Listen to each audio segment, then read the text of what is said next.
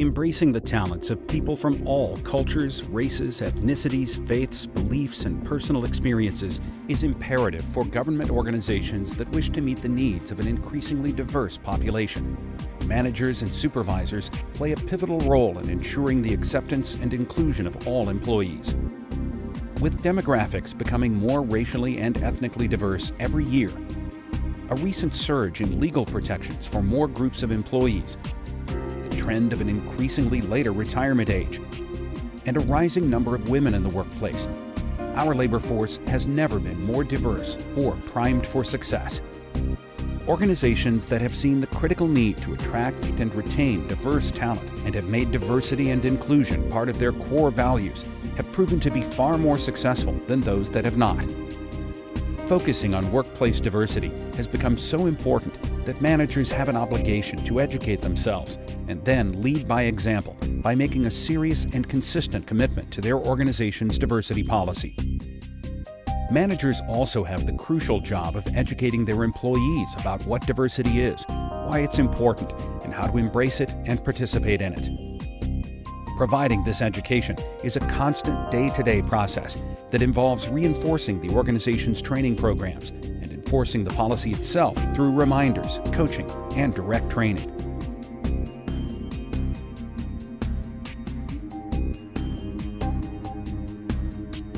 When most people think of diversity, they think of the groups protected from harassment and discrimination by federal or local law: race, color, age, sex, pregnancy or family status, disability, religion, national origin, genetic information, military status, sexual orientation, and gender identity. While these court-mandated protections have created a much fairer and more equitable workplace, a truly effective diversity policy protects and embraces all of the diverse characteristics employees possess, regardless of an obligation to do so.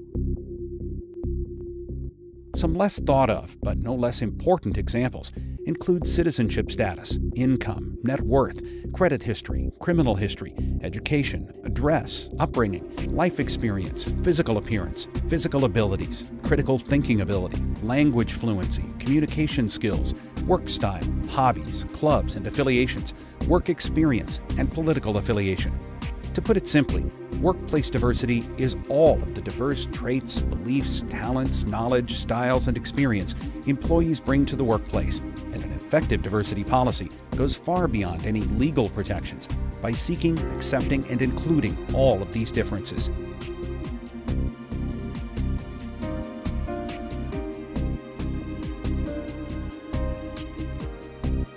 The ethical standards of modern society demand the fair and equal treatment of everyone in the workplace. Organizations that fail to embrace diversity and inclusion run the risk of negative reports becoming disclosed through press coverage, social media, and word of mouth. This unwanted attention can lead to a tarnished reputation, negatively affecting both citizen and employee relationships and the ability to attract talent from the labor force.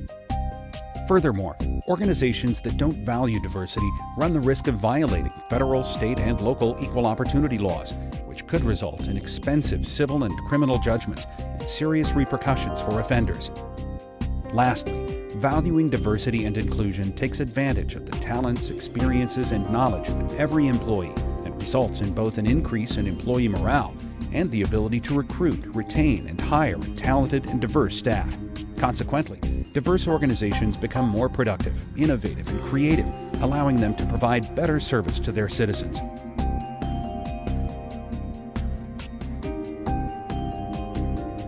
Understanding why people have developed stereotypes and biases is the essential first step to creating a diverse and inclusive workplace. Every human being has biases that form from a lifetime of interactions and experiences. Media, television shows, movies, family, friends, and personal experiences all play a role in this development. While having biases and stereotypes is natural, allowing them to negatively affect interactions with people at work is unacceptable. It's critical that managers take the time to discover their own biases and understand why they have developed.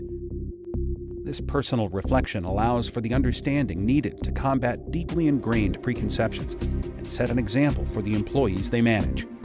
Additionally, managers must encourage every person they supervise to make the same examination of personal bias. Most people want to believe they are untainted by bias, so this reflection can be uncomfortable. However, it's a necessary step in a successful diversity and inclusion program.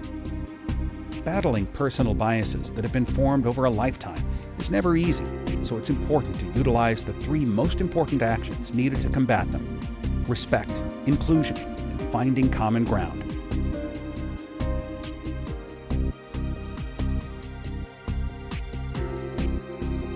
All interactions at work must start with respect. This includes all relations with coworkers, vendors, and any other person that employees come in contact with on the job.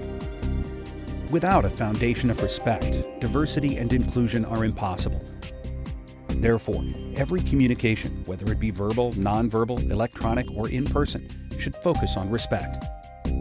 When managers lead by example, respectful behavior can be contagious. Employees who are treated with respect by their managers are more likely to treat their coworkers with the same consideration. It's imperative that managers educate themselves on the behaviors that universally convey respect, so they can both educate the employees they manage and exhibit these behaviors in their own interactions. Much of respect is simple, yet its effect is powerful. Saying please and thank you, listening to others without interruption, and arriving on time for meetings are all essential.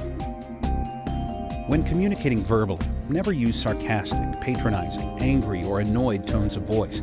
In addition, put-downs, insults, and unnecessary criticism are never acceptable. Disrespectful communication can also be nonverbal.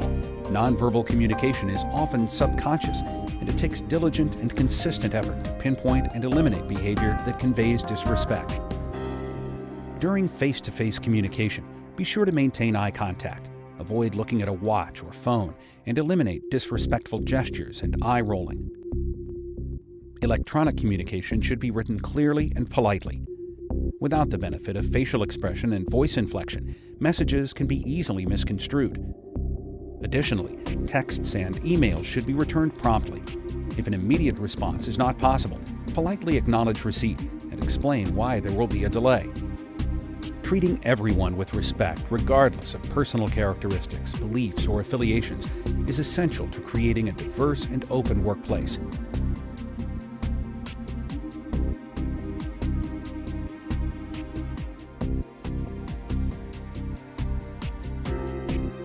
Inclusion is the appreciation and active involvement of every diverse employee's unique talent, knowledge, and experience. Inclusive organizations recognize the great value of diverse perspectives and welcome employees with different backgrounds, beliefs, and characteristics. Because managers are intimately involved with decision-making, training, delegating work assignments, and staffing, they play an especially influential role when it comes to inclusion. It's critical that managers actively pursue inclusion when forming work teams, groups, and committees, recruiting, interviewing, hiring, and promoting employees, delegating tasks, projects, work assignments, and leadership roles, and making important decisions. Managers should also reinforce organizational training, demand that the staff they manage welcome and consider diverse opinions and perspectives, not allow personal bias or the bias of their staff to exclude and thereby waste valuable talent and resources. Every employee has a role in developing an inclusive workplace and should sincerely listen to and consider contributions from every member in work teams, groups, or committees. Avoid situations that may exclude a team member, like making a team decision or working on a team project at a social event when one member of the team has not been invited. Never allow biases and stereotypes to waste valuable talent, knowledge, and experience. For instance, age-based biases might waste the valuable insight younger employees have on how to better serve Generation Y citizens, or squander the technological expertise and talent of older employees. Refrain from making comments that highlight stereotypes, such as, "It's rare to meet a female programmer," or "It's not often that you see an Asian publicist." Remarks like these make people feel that their talent and potential is limited and that their contributions are less valued. and seek out input, ideas, and advice from coworkers who might provide valuable insight from a different perspective.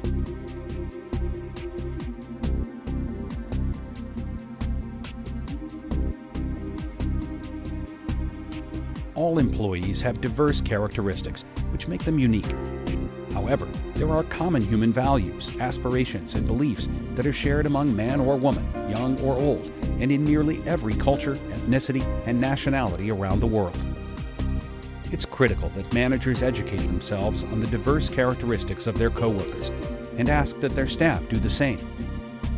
For instance, researching the unfamiliar faith or culture of an employee may supply valuable insight that can be used to provide a more respectful and inclusive environment, such as allowing a flexible schedule to accommodate religious obligations. This process also reveals commonalities between cultures and faiths, which can be used as the starting point for a more productive relationship. After all, virtually every culture on the planet shares the same basic values, such as family, justice, and love. Additionally, all employees should make a sincere effort to discover their coworkers' ideas, needs, and goals. In the process, they may just find that they align with their own, leading to greater respect and inclusion. Common ground is also found through open, honest, and respectful communication. Employees who feel disrespected should politely but openly communicate their feelings to the offending party. More often than not, the disrespectful behavior is made out of ignorance, not malice, and honest, respectful communication almost always leads to understanding. Conversely, staying silent or responding with anger, resentment, or suspicion usually leads to an unproductive and stressful relationship that wastes an organization's time, talent, and resources.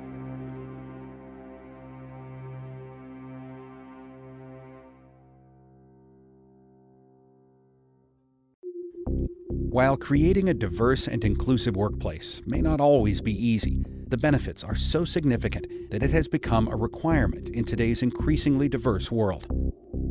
Organizations that value diversity have great productivity and efficiency, creativity and innovation, higher employee morale, and lower employee turnover.